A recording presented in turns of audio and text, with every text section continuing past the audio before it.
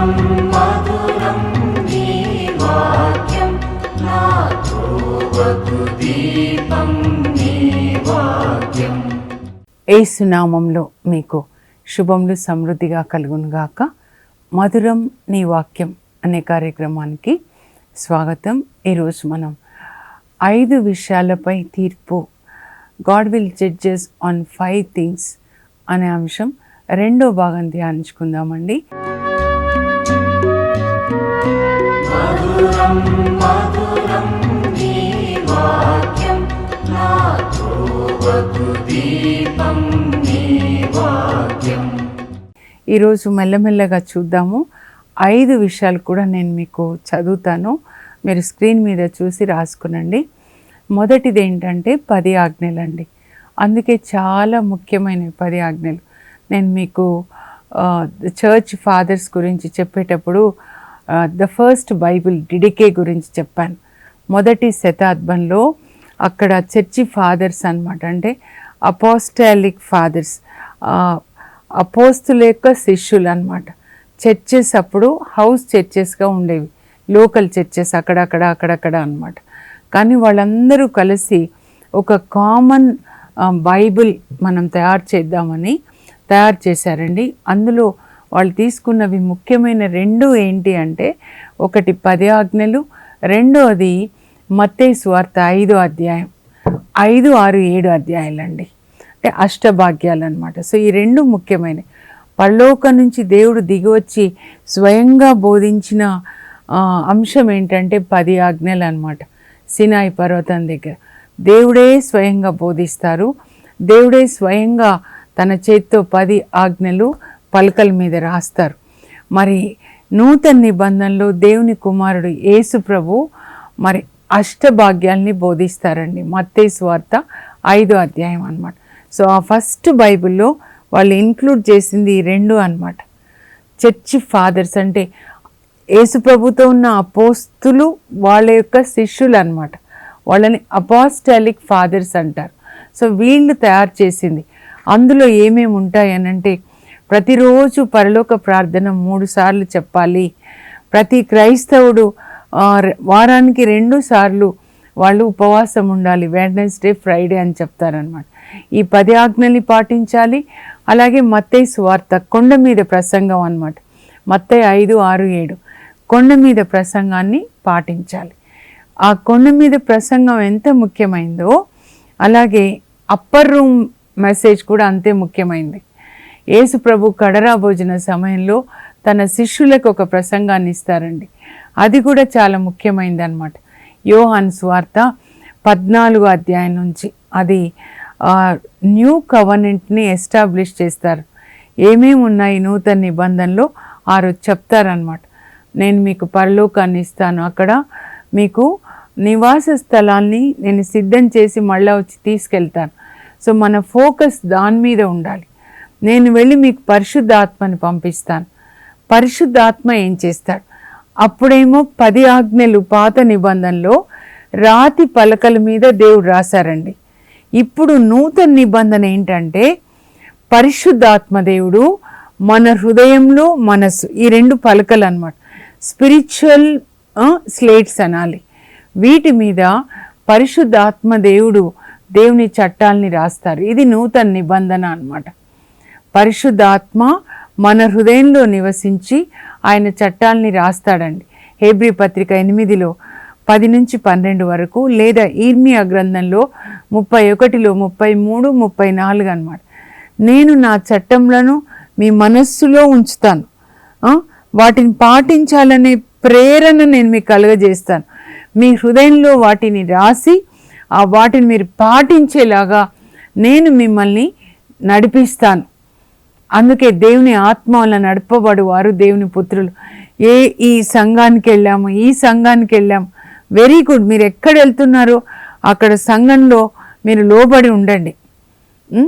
ఆ సంఘానికి మీరు ఒక ఆశీర్వాదకరంగా ఉండండి.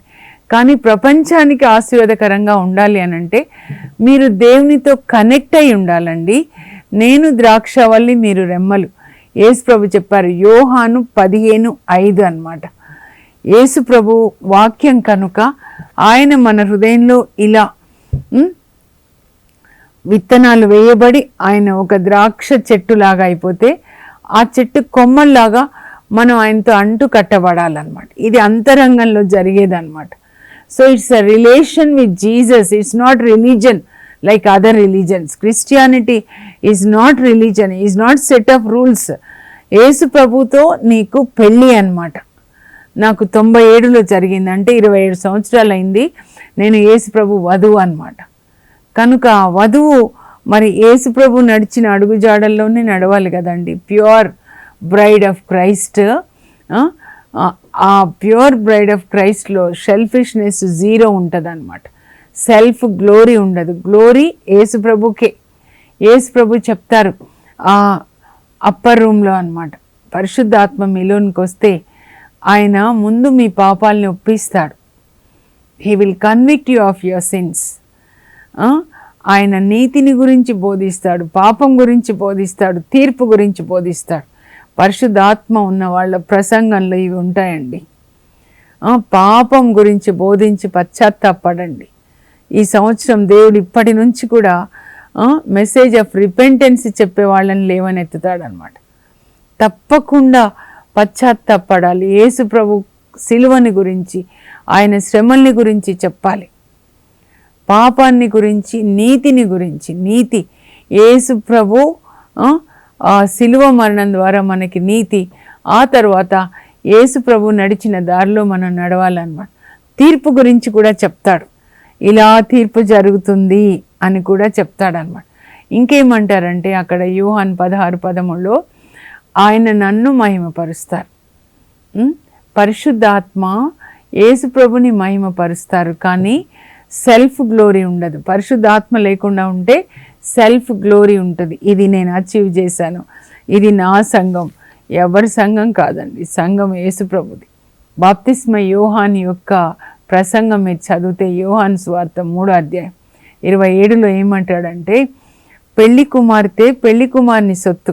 ఎందుకంటే బాప్తిస్మ యోహాను శిష్యులందరూ యేసు ప్రభు వచ్చిన తర్వాత ఆయన దగ్గరికి వెళ్ళిపోతున్నారనమాట. అలా వెళ్ళిపోయిన వాళ్ళే అంద్రియా, తర్వాత యోహాను, వీళ్ళు కూడా. అప్పుడు చాలా మంచిది, కరెక్ట్, ఆయన పెళ్లి కొడుకు, వీళ్ళంతా కూడా వధువు సంఘం. మరి పెళ్లి కుమార్తె పెళ్లి కుమారుని సొత్తు. నేనెవరంటే ఆయన యొక్క స్నేహితుడు, అంతే. స్నేహితుడు దగ్గర ఎట్లా ఉంటుందండి, పెళ్లి కూతురు పెళ్లి కొడుకు దగ్గర ఉండాలి. సో పెళ్లి కొడుకుతో కనెక్ట్ చేయాలి, జీసస్తో కనెక్ట్ చేయాలి. జీసస్ అంటే వాక్యం కనుక వాక్యంతో కనెక్ట్ చేయాలన్నమాట. అది అప్పర్ రూమ్ మెసేజ్. సో ఈ 3 అయితే వాళ్ళు ఆదిమ సంఘం వాళ్ళు ఈ 10 ఆజ్ఞలు, తర్వాత కొండ మీద ప్రసంగం, అందులో ముఖ్యమైనది అష్టభాగ్యాలు. సో తండ్రి దేవుడు 10 ఆజ్ఞలు ఇస్తే యేసు ప్రభు 8 భాగ్యాలు, ఆజ్ఞలు అనలేదు, భాగ్యములు అంటే బ్లెస్సెడ్నెస్, ఆశీర్వాదాలు అని చెప్పచ్చు. 8 రకాల మనుషులు ఆశీర్వాదం పొందుతారు. ఏం ఆశీర్వాదం అంటే పరలోకం వెళ్ళడం. మన ప్రయాణము పరలోక ప్రయాణం అండి. ఇజ్రాయేల్ ప్రజలు ఎడారిలో ప్రయాణం చేసి కానా దేశాన్ని చేరుకున్నట్లే మనము ఈ లోక ప్రయాణము పరలోకం వైపు ఉండాలి. అందుకే అప్వార్డ్ మూమెంట్ అన్నమాట. యేసు ప్రభు నడిచిన దారి అప్వార్డ్ మూమెంట్. ధనికుడు సైతాన్ నడిచిన దారి డౌన్వర్డ్ మూమెంట్. నీ శరీర వాంఛల ప్రకారం నువ్వు జీవిస్తే నువ్వు నశించిపోతావు. డౌన్వర్డ్ అయిపోతుంది అనమాట నీ మూమెంట్. కానీ మనది అప్వర్డ్ మూమెంట్గా ఉండాలి. 10 ఆజ్ఞలు ఒకసారి చూద్దామండి. మీరు ఇంట్లో ఈ సంవత్సరం రాసి పెట్టుకోనండి. 10 ఆజ్ఞలు ఒక చార్టు, ఇంకొకటి అష్టభాగ్యాలు అనమాట. రాసి వాటిని పాటించాలి, ప్రొద్దున్నే చదువుకొని పాటించాలని. ఇజ్రాయెల్ ప్రజల్ని దేవుడు మోషే ద్వారా ఫరో బానిసత్వాన్ని నుంచి విడిపించి మరి సినాయి పర్వతం దగ్గర తీసుకొని వస్తారండి. 3 నెలలకి వాళ్ళు అక్కడ వస్తారు. నిర్గమకాండ 20వ అధ్యాయంలో 1 నుంచి 17 వరకు అనమాట.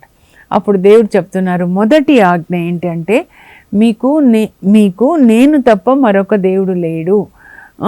అంటే భూమి మీద కనపడే వాటిని మీరు ఆరాధించకూడదు. మీ భర్త, భార్య, పిల్లలు, భూమి మీద ఉన్న వస్తువులు, ఆకాశంలో నక్షత్రాలు అంటే నక్షత్ర రాసుల ప్రకారం, లేదా భూమికి కింద ఉన్న వాటిని, అంటే భూమి కింద అగాధంలో పిచాచులు అనమాట.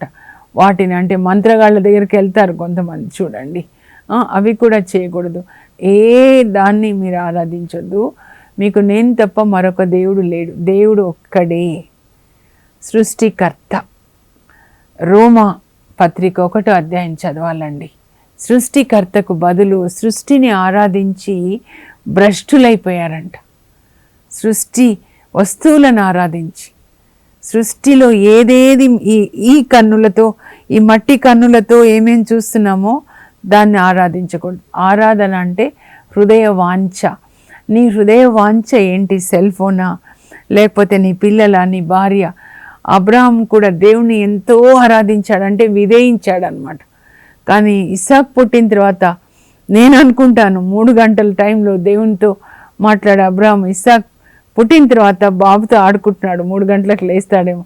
అప్పుడు దేవుడు అనుకున్నాడు, నాకు అబ్రహాంకి మధ్యలో ఈ ఒక్క విగ్రహం ఏంటి, కనుక ఈ విగ్రహం నాకు ఇచ్చేసేయి ఇస్సాకుని అని. అప్పుడు ఆయన రెడీగా కత్తి ఎత్తుతాడనమాట. అప్పుడు దేవుడు చెప్తారు, వద్దు, నీవు దైవభీతి గలవాడవని నేను ఇప్పుడు తెలుసుకున్నా. ఎందుకంటే నువ్వెంతో ప్రేమించే నీ ఏకైక కుమారుణ్ణి నాకు ఇవ్వడానికి నువ్వు వెనుకంజ వేయలేదు. కాబట్టి నేను నిన్ను ఎక్కువగా దీవిస్తాను, నీ సంతతిని నేను అభివృద్ధి చేస్తాను, ఆకాశ నక్షత్రాల నీ వంశం ద్వారా, నీ కుటుంబం ద్వారా భూలోకంలో అందరిని ఆశీర్వదిస్తాను. ఆదికాండం 22 అండి. ఏంటి అక్కడ పాఠం అంటే, you have to knife what you love the most. కత్తి ఎత్తి ఆ కత్తితో ఏం చేయాలంటే వధించాలి. నీకు ఏది ఇష్టంగా ఉంది, ఏ వస్తువు వధించాలంటే మనుషులు కాదు, కానీ మన హృదయంలో నుంచి ఇవన్నీ వెళ్ళిపోయి దేవుడే హృదయంలో రాజుగా, క్రీస్తు రాజు పండుగ ఇక్కడ అండి ఉండాలి.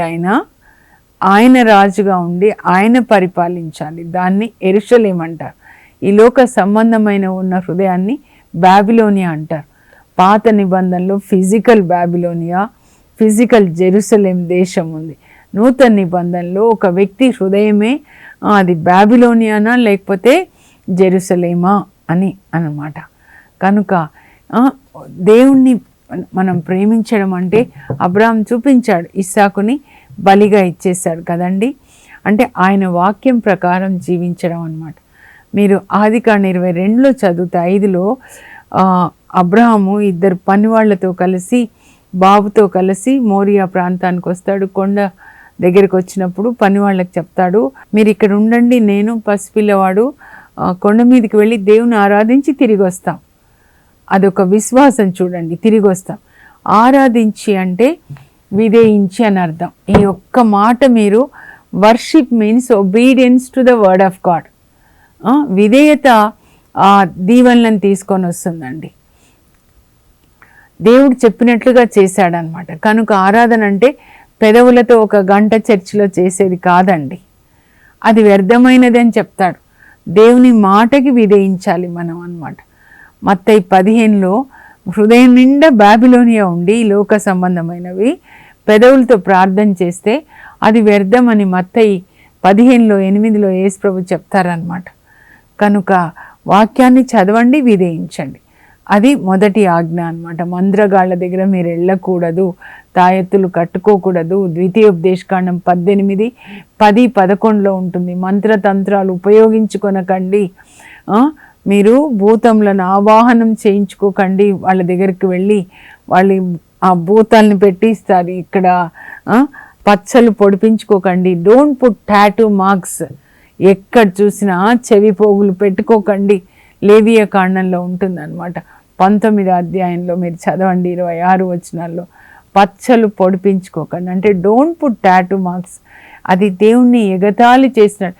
దేవుడు ఏది చెప్తాడో, సైతాన్ మిషన్ ఏంటంటే, సైతాను పిచాచులు, కోట్ల కొలది పిచాచులు. భారతదేశంలోనే 375 కోట్ల పిచాచులు తిరుగుతున్నాయంట పైన. దేవుని వాక్యం లేని వాళ్ళ హృదయంలోకి వెళ్ళడం అన్నమాట. టాటూ స్పిరిట్ వెళ్తే టాటూస్ అన్నమాట. పచ్చలు పచ్చలు అని ఉంటుంది తెలుగులో, పచ్చలు పొడిపించుకోకండి అని. ద్వితీయోపదేశకాండం 22:5లో ఆడవాళ్ళు మగవాళ్ళలాగా, మగవాళ్ళు ఆడవాళ్ళలాగా వస్త్రదానం చేసుకోవద్దు అని చెప్తే ఇప్పుడు ఎంత రిబెలియస్ అయిపోతున్నారండి. 2 తిమోతి 3లో యవనస్తులకి వాళ్ళకి ఇష్టమైనది చెప్పాలన్నమాట వాక్యం. వాళ్ళకి ఇష్టమైనది చెప్తే అప్పుడు మంచి గాడ్ సర్వెంట్ అన్నమాట. దేవుని వాక్యానికి విధేయత చూపించాలండి. ఆయన పరిశుద్ధుడైన ఆ పరిశుద్ధుడైన దేవుణ్ణి పరిశుద్ధమైన వస్త్రాలు ధరించి ఆరాధించాలి. అలా మరి 96వ కీర్తనలో 9వ వచనంలో ఉంటుంది, పరిశుద్ధ వస్త్రాలు ధరించి పరిశుద్ధుడైన దేవుణ్ణి ఆరాధించండి అని చెప్పన్నమాట. ఆ తర్వాత 2వ ఆజ్ఞ ఏంటంటే దేవుని నామాన్ని వ్యర్థంగా మీరు పలుకరాదు. God promise. డబ్బు తీసుకునేటప్పుడు నేను మళ్ళీ ఇచ్చేస్తాను, గాడ్ ప్రామిస్. ఒక మాట ఇచ్చినప్పుడు ఆయన పేరు మీరు వాడకూడదండి. పరిశుద్ధుడైన దేవుడు మీకు సాక్షి. అవునా? కాదు కదా? అలా వాడిన వ్యక్తి ఎవరు అని అంటే మీరు ఆదికాండంలో యాకోబు 27వ అధ్యాయంలో వాళ్ళ నాన్న ఏసావుకి చెప్తాడు, అడవికి వెళ్ళి జింకని వేటాడి మాంసం వండి నాకు పెట్టు, నేను కడుపు నిండా తిని హృదయమార నిన్ను నేను ఆశీర్వదిస్తానని. పాపం ఏసావు అడవికి వెళ్ళినప్పుడు ఇంకా వాళ్ళమ్మ రిబేకా ట్రిక్ చేసి మరి ఈ గొర్రె మాంసాన్ని వండి పంపిస్తుంది అనమాట. మీ నాన్నకు కళ్ళు కనపడవులే, నువ్వే ఏసావు అని చెప్పేసేయని. దానికోసం చాలా ట్రిక్స్ చేస్తుంది. అప్పుడు యాకోబు వస్తాడు, నాన్న జింక మాంసం తెచ్చి తిను, నన్ను ఆశీర్వదించంటే, ఇంత తొందరగా ఎట్లా దొరికిందిరా, నువ్వు నా పెద్ద కొడుకేనా, ఇంత తొందరగా ఎట్లా దొరికింది అంటే, నీ దేవుడు నాకు ఇచ్చాడని దేవుని మాట వాడుతున్నాడండి. ఆ తండ్రిని మోసం చేయడానికి అనమాట. నువ్వు నా పెద్ద కొడుకు ఏసావైనా అంటే, అవును నాన్న అని చెప్తాడనమాట. అలా మోసం చేసినందుకు ఆయనేం పొందాడండి, ఆయనకి 12 మంది కొడుకులు. అక్కడేమో మామ దగ్గర మోసం చేస్తాడు. చిన్న కూతురు రాహేలు మామ కూతురు కొరకు 7 సంవత్సరాలు గొర్రెలు కాస్తే మరి పెద్ద కూతుర్ని ఇస్తాడనమాట, లియాని.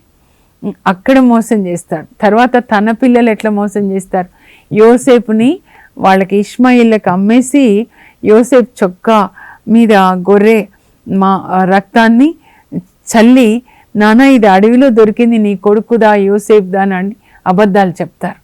ఆయన జీవితం అంతా కుమిలిపోతాడండి. తాను ప్రేమించిన భార్య చనిపోయింది, రాహేలు దారిలోనే, బెత్లెహేం దారిలో.